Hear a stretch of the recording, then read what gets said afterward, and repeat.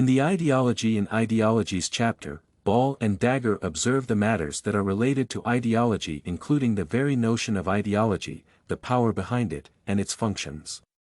In the following paper, their argument regarding ideology will be addressed in detail. First of all, speaking about the definition of ideology from the point of view of the chapter under consideration, it should be stated that it is a complex of ideas, which tend to affect people's minds and encourage them to act in a particular way.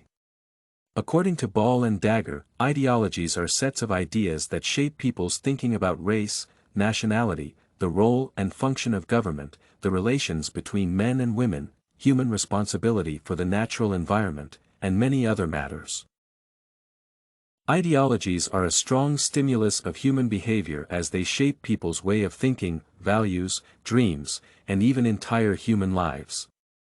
For example, the ideology, narrated in the Turner Diaries book, caused the forthcoming of a variety of skinhead organizations, militia groups, and Nazism. This ideology vindicated the Great One or Hitler, and predated the emergence of one of the most terrible phenomena in human history, the genocide.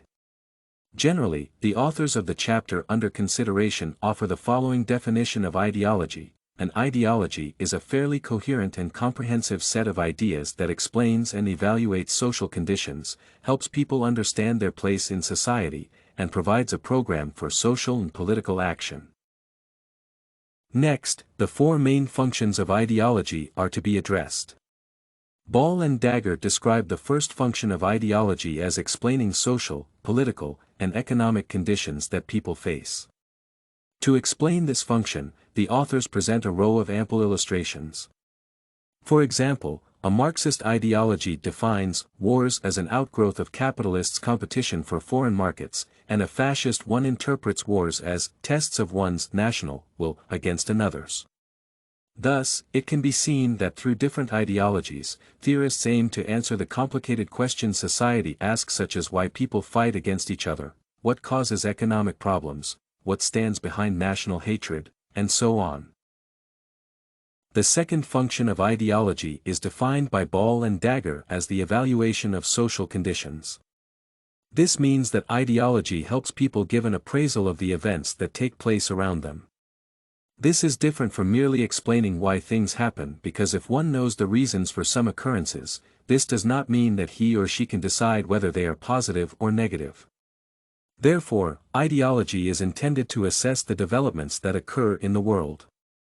To help the readers understand this more deeply, Ball and Dagger elucidate that ideology does not only answer the question of why wars happen, but it also helps people find explanations to the other important matters, such as are all wars evils to be avoided or are some morally justifiable.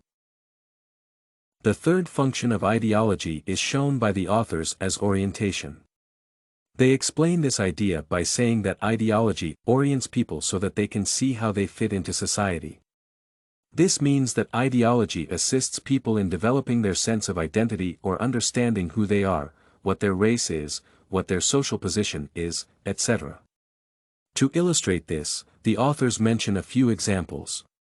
For instance, if an individual is a communist, he or she will like to think of oneself as a member of the working class, who strives to release the other people from the burden of capitalist exploitation, or if a person is a Nazi, he or she will believe that one's primary objective is in enslaving people, belonging to colored nations, or even totally exterminating them.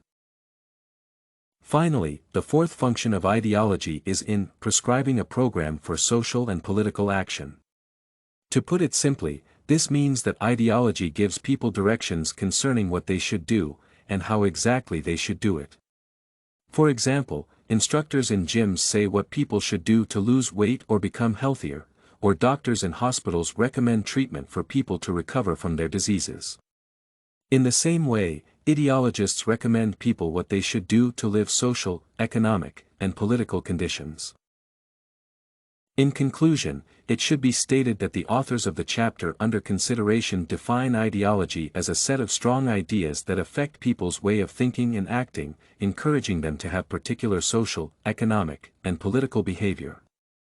Ideology has four main functions, which are in explaining social, political, and economic conditions that people face, evaluating social conditions, orienting people to help them find their place in society, and dictating a plan of social and political actions.